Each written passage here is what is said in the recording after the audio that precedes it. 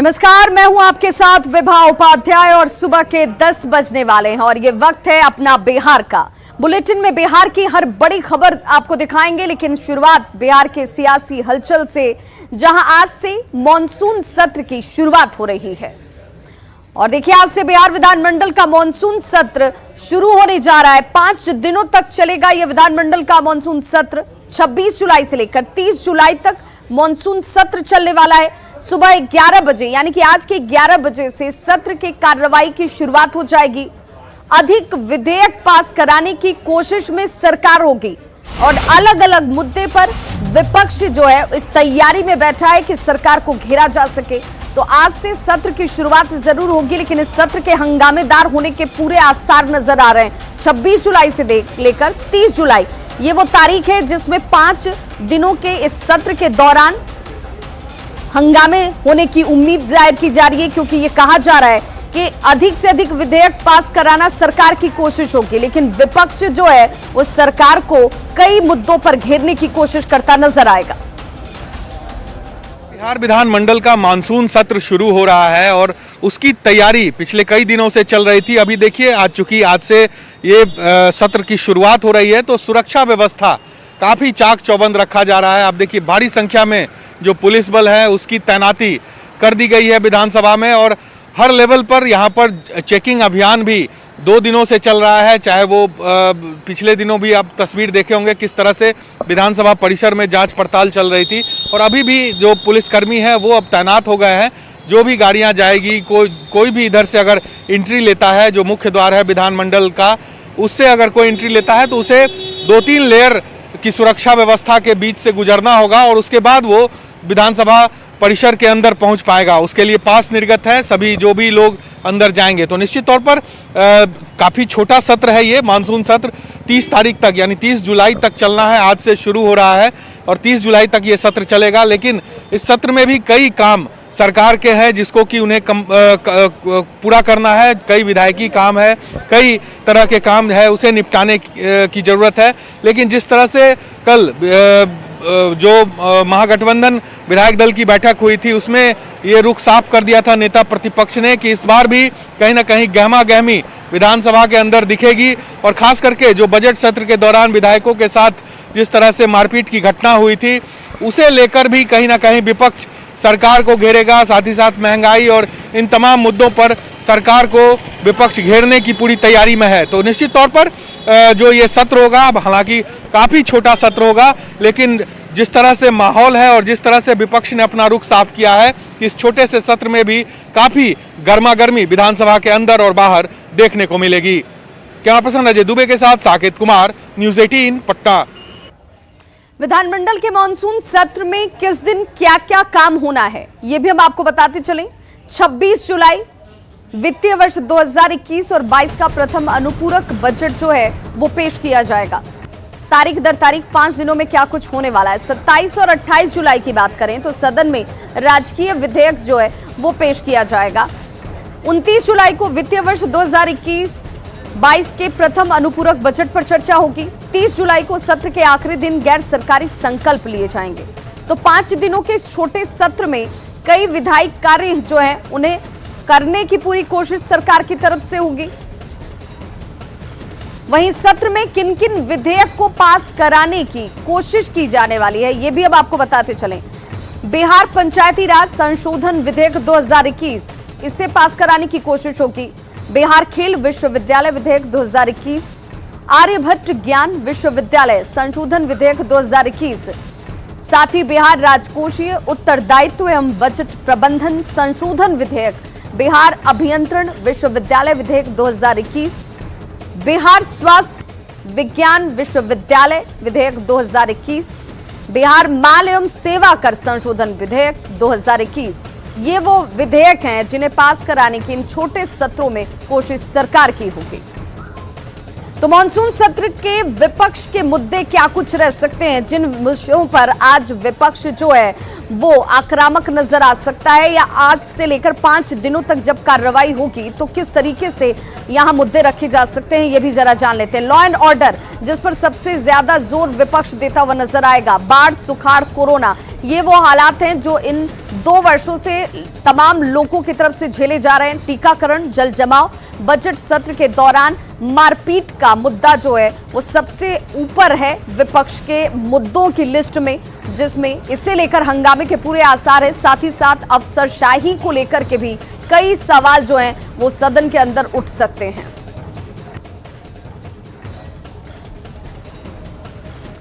और देखिए, इन छोटे सत्र में क्या स्थिति रह सकती है। 11 बजे से सत्र की शुरुआत होने वाली है। सहयोगी साकेत हमारे साथ इस वक्त लाइव जुड़ गए हैं। विधानमंडल का मॉनसून सत्र साकेत शुरू होने जा रहा है। आज से 11 बजे से इसकी शुरुआत हो जाएगी, लेकिन क्या एक बार फिर से वही तस्वीर, वही हो हंगामा होगा जो अब तक होता आया है, या फिर ये तमाम जनप्रतिनिधि इस बात को समझेंगे कि सत्र भले छोटा हो, लेकिन इनकी पहली जरूरत, इनकी पहली प्राथमिकता, इनकी कोशिश आम जनता के हित में कार्यों को करने की होनी चाहिए, उससे संपादित करने की होनी चाहिए।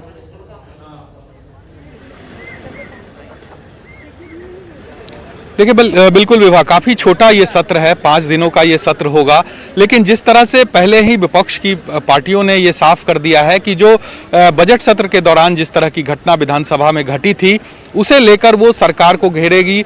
और खास करके कांग्रेस ने भी और आरजेडी ने भी ये कल साफ कर दिया था कि इस पर सरकार को माफ़ी मांगना पड़ेगा सदन के अंदर, उसके बाद ही वो मानेंगे इस मामले पर। तो निश्चित तौर पर हंगामा होना है, ये तय है। लेकिन आज की अगर हम बात करें तो आज बहुत ज़्यादा यहाँ पर बिजनेस नहीं होगा। जो पहला दिन है तो इसमें आज सिर्फ प्रथम अनुपूरक बजट जो है वो पेश होना है आज सदन के अंदर, और उसके बाद शोक प्रकाश होता है, और फिर आज की कार्रवाई में प्रश्नकाल नहीं होना है।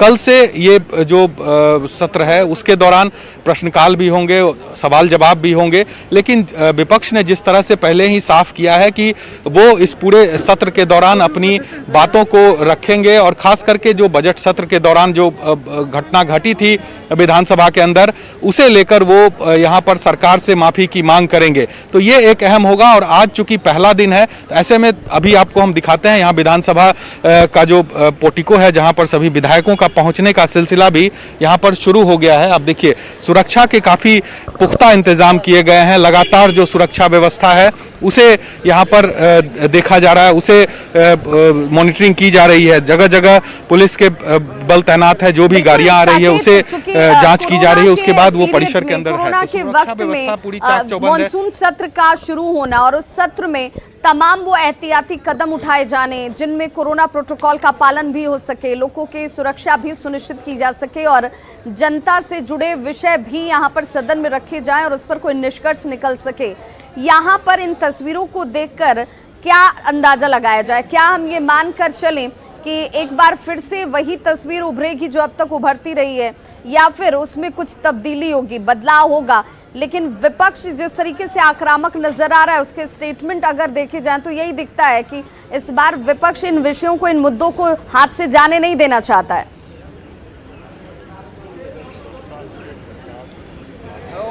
देखिए, बिल्कुल ये तमाम मुद्दे हैं, और खास करके जब महागठबंधन विधायक दल की बैठक कल हुई थी शाम को, तो उसमें ये साफ कर दिया था महागठबंधन के दलों के नेताओं ने कि वो तमाम मुद्दों पर सरकार को घेरेगा। कोरोना को लेकर जिस तरह से सरकार ने काम किया है और जो इसमें खामियां रही है उसे वो सदन के अंदर उठाएंगे। इसके अलावा जो घटना घटी थी बजट सत्र के दौरान, वो तो एक मुद्दा अहम रहेगा ही। महंगाई का मुद्दा एक खास तौर से रहेगा। और कांग्रेस ने कल ये कहा था कि जो फोन टेपिंग का मामला जो चल रहा है, जो जिस तरह से संसद में लगातार इस चीज को लेकर हंगामा चल रहा है, वो तस्वीर विधानसभा के अंदर भी दिखेगी और कांग्रेस इस मुद्दे को भी यहाँ पर उठाएगा। तो हंगामे की पूरी बड़ी परेशानी हो सकती है, या सरकार के लिए कितना चुनौतीपूर्ण हो सकता है, क्योंकि इसी दरमियान में बाढ़, सुखाड़, जल जमाव, कोरोना को लेकर जो हालात हुई, ये तमाम विषय ऐसे हैं जिन पर सरकार के लिए जवाब देना इतना आसान और सहज भी नहीं रहने वाला है।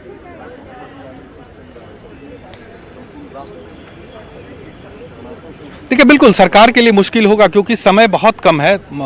देख के आप चलिए तो आज से ये सत्र की शुरुआत हो रही है और 30 तारीख तक ही ये सत्र चलेगा। इस दौरान कई विधायी कार्य हैं वो सरकार को निपटाने हैं, कई विधेयक है वो पास कराना है।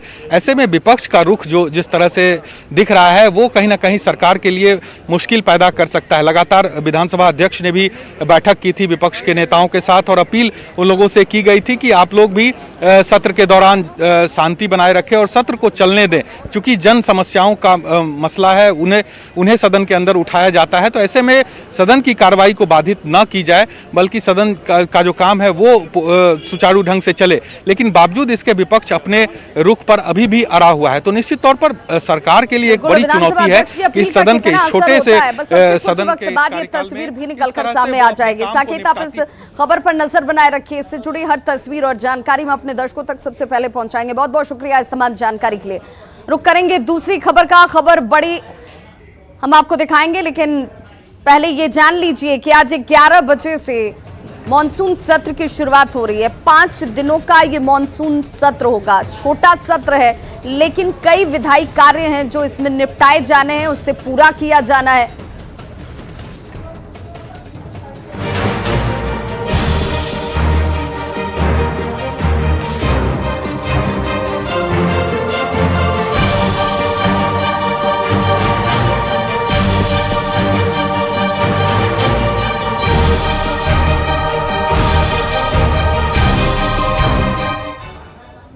और बड़ी खबर इस वक्त नालंदा से आ रही है जहां पर मां और बेटे का शव बरामद किया गया है। बड़ी मलावा के गिद्धी खंघा की घटना ये बताई जा रही है।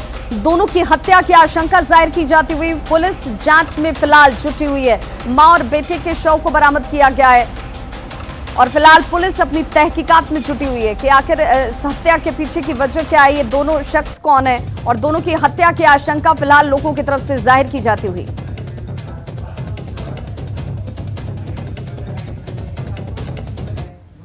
भागलपुर के सुल्तानगंज के अजगैबीनाथ के जहाज घाट गंगा तट पर स्नान करने के दौरान 4 युवक गंगा नदी में डूब गए, जिसमें एक युवक की जान तो बचा ली गई लेकिन 3 युवक गंगा में डूब गए। एक का शव बरामद किया गया है, बाकी 2 की तलाश की जा रही है। बचकर निकले युवक का कहना है कि देर रात सभी सोमवारी को लेकर गंगा स्नान करने के लिए पहुंचे हुए थे।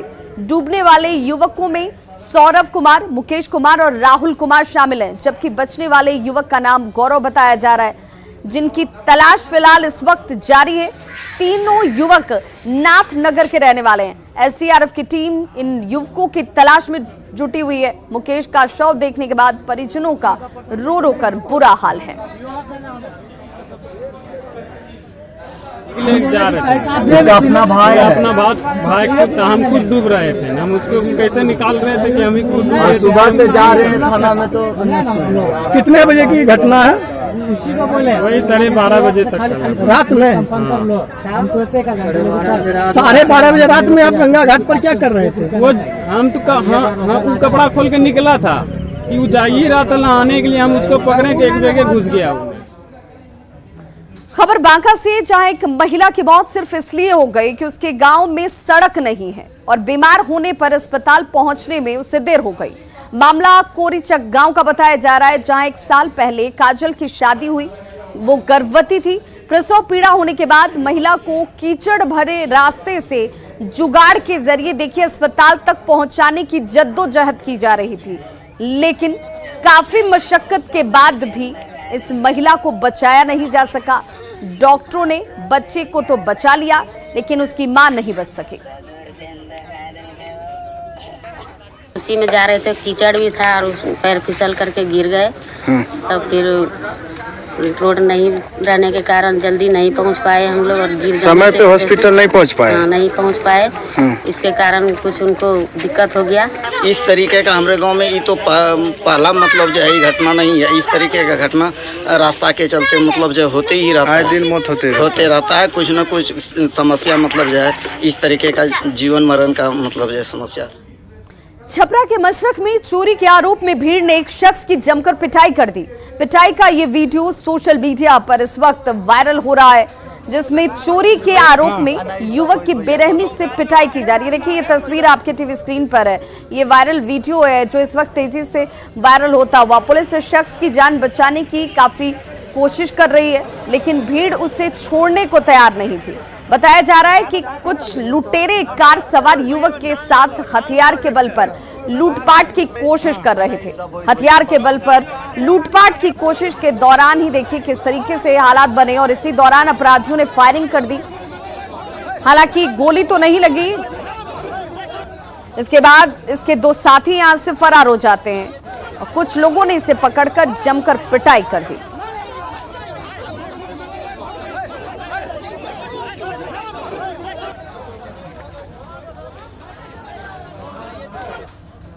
और अब बात शिव भक्ति की, जिसमें आज सावन का पहला सोमवार है।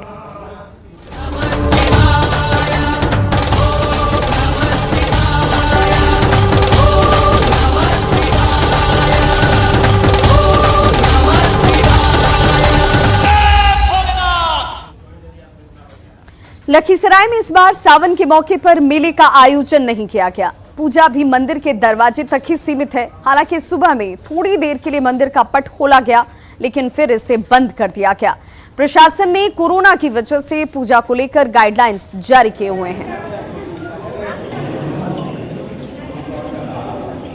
तो तस्वीरें आपके सामने लखीसराय की हैं, जहां पर भगवान भोलेनाथ के दर्शन करने के लिए, उन पर जलाभिषेक करने के लिए लोग जो हैं मंदिर में पहुंचे हुए हैं। हालांकि कुछ वक्त के लिए इसे सिर्फ खोला गया था, उसके बाद मंदिर के प्रांगण को बंद कर दिया गया। यहाँ पे देख रहे हैं बहुत सारा भीड़ भाड़ है, हम लोग को अंदर जाने देना है। अच्छा। और जो मतलब थोड़ा अति है जो उन लोग को जाने दे रहे हैं, पूजा करवा रहे हैं। अच्छा। हम लोग को मतलब अति नहीं करवा रहे हैं और बोल रहे हैं कि मतलब आए हैं तो थोड़ा जल मतलब हम लोग नहीं तो बाबा से चढ़वाइए। कोरोना काल का जो पीरियड अभी चला आ रहा है, तो बिहार सरकार के दिशा निर्देशानुसार है कि सभी धार्मिक स्थल बंद रहेंगे और सभी लोग अपने अपने घरों में पूजा करें और एक जगह एकत्रित नहीं हो। सिर्फ हम लोगों के सावधानी के लिए सारे मतलब धार्मिक स्थल बंद रख रहे हैं। कोरोना संक्रमण के चलते ज्यादातर मंदिरों के दरवाजे पर ही श्रद्धालु पूजा अर्चना कर रहे हैं। गोपालगंज के सिनेमा रोड स्थित बालखंडेश्वर नाथ महादेव मंदिर के बाहर श्रद्धालुओं की भीड़ उमड़ पड़ी। मंदिर परिसर के बाहर ही बाबा का जलाभिषेक किया जा रहा है। संवाददाता मुकेश कुमार की रिपोर्ट देखिए। आज सावन का पहला सोमवार है और अभी हम गोपालगंज में सिनेमा रोड के पास जो बालखंडेश्वर नाथ महादेव का मंदिर है, यहाँ पर आए हुए हैं। कोविड संक्रमण को लेकर के जो मंदिर हैं, मस्जिद हैं, सभी को बंद करने का आदेश दिया गया है और इस मंदिर को भी बंद किया गया है। चल के हम आपको दिखाते हैं कि देखिए यहाँ पर जो मंदिर परिसर है वहाँ पर ताला लटका हुआ है और जो श्रद्धालु हैं वो जलाभिषेक करने के लिए यहाँ पर लगातार आ रहे हैं और यहाँ पर जो श्रद्धालुओं की संख्या है वो काफ़ी कम है। कल तक यहाँ मेला लगता था, यहाँ पर हज़ारों की तादाद होती थी, लेकिन आज देखिए कि इस जो मंदिर में जाने का जो मुख्य द्वार है उसको ताला बंद कर दिया गया है। लेकिन जो यहाँ पर जो श्रद्धालु हैं वो यहाँ पर लगातार पूजा अर्चना करने के लिए आ रहे हैं। लोग जलाभिषेक भी कर रहे हैं। देखिए यहाँ पर श्रद्धालुओं की संख्या काफ़ी कम है और कोविड संक्रमण को लेकर के यहाँ पर सोशल डिस्टेंसिंग को पालन करने को आ गया और ये भी जो है वो पालन भी कर रहे हैं। यानी कि इक्का दुक्का लोगों की संख्या यहाँ पर आ रही है। जो महिलाएँ हैं वो पूजा कर रही हैं। हम खुद जो कुछ श्रद्धालुओं से बात करने की कोशिश करते हैं कि वो यहाँ पर आए हैं पूजा अर्चना करने के लिए और यहाँ पर बाहर से दर्शन करना पड़ रहा है। आप अभी आज हम पूजा करने के लिए आए हैं और ताला बंद है और सावन का पहला सोमवार है, क्या कहेंगे आप? वही कोरोना काल को देखते हुए मंदिर को थी कि बाहर से ही हम लोग भी बाहर से ही दर्शन भगवान शिव का कर रहे हैं। संतुष्टि है आप लोगों को बाहर से करना पड़ रहा है? जैसा क्या किया जाएगा को देखते हुए है तो इस तरह पूजा किया जा रहा है भगवान को।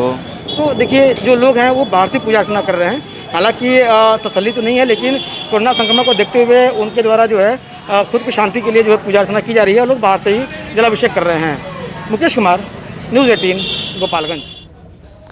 तो भागलपुर में पहली सोमवारी पर मंदिरों में श्रद्धालु पूरे उत्साह के साथ बाबा की पूजा अर्चना करते नजर आ रहे हैं। हालांकि कोरोना की वजह से मंदिरों के दरवाजे तक ही भक्त पहुंच सकते हैं।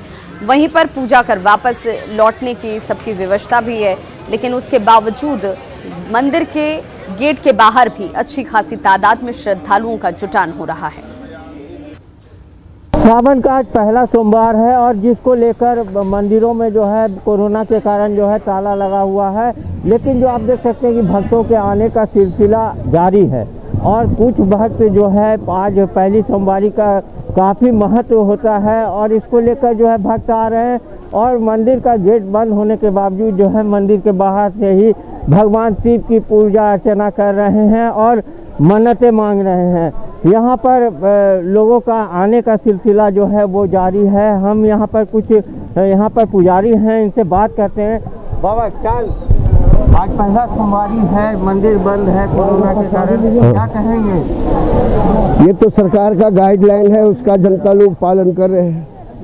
वास्तविक बात तो यही है कि महामारी हो या बीमारी हो या रिद्धि सिद्धि की प्राप्ति हो, ये तो सब देवाधिदेव महादेव पूरा करते हैं।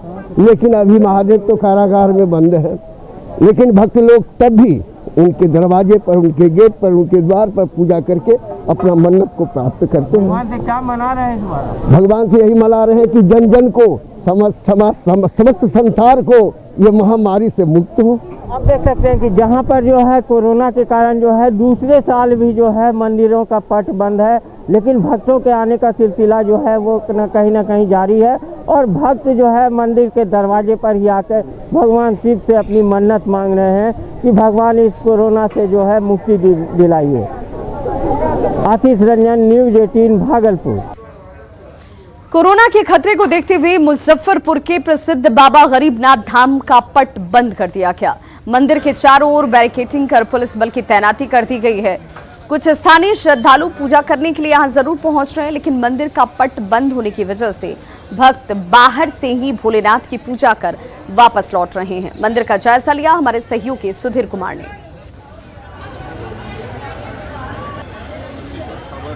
पहुंचे हैं मुजफ्फरपुर के बाबा गरीबनाथ धाम में, तो कोरोना का क्या इफेक्ट है ये हम देखना चाहेंगे। सरकार के आदेशानुसार आप देख सकते हैं कि मंदिर के मुख्य द्वार पर ताला लगा है और यहाँ श्रद्धालु नहीं जाए आगे। आप भक्त तो आएंगे ही आएंगे और आएंगे तो दर्शन करेंगे, तो गेट पे ही अपना जल फूल चढ़ा देते हैं। बाबा को माने जो अपने मन की जो व्यथा है बाबा से कहते हैं और बाबा का आशीर्वाद लेके जाते हैं। और सुरक्षा का भी चाक चौबंद प्रबंध यहाँ किया गया है। पुलिस बल की तैनाती की गई है, मजिस्ट्रेट लगाए गए हैं ताकि कोरोना संक्रमण के किसी भी प्रोटोकॉल का खंडन नहीं हो सके। सुधीर कुमार, न्यूज़ 18 मुजफ्फरपुर। क्या सैनिटाइजर हानिकारक है? क्या टीके आपके डीएनए को संशोधित करते हैं? क्या टीकाकरण आपको कोविड-19 से संक्रमित कर सकता है? क्या ये कुछ सवाल आपके मन में भी हैं? खैर, अब एक जगह है जहां आपके सभी प्रश्नों के उत्तर दिए जा सकते हैं और ये सब आपके फोन पर। नेटवर्क 18 और फेडरल बैंक के राष्ट्रव्यापी वैक्सीन जागरूकता अभियान के तहत कोविड-19 के खिलाफ Sanjivani, a shot of life Sanjivani WhatsApp helpline शुरू की गई है। आपको बस 7977773753 नंबर पर व्हाट्सएप करना है और आपको तुरंत अपने उत्तर प्राप्त होंगे। जानकारी जिसे जांच और क्रॉस चेक कर किया गया है। तो आगे बढ़ें, कोविड-19 पर अपने प्रश्नों को व्हाट्सएप करें और अपनी जरूरत की सभी जानकारी प्राप्त करें। संख्या है 7977773753। तो खबरों का सिलसिला लगातार जारी है। आप देखते रहिए न्यूज़ 18 बिहार झारखंड।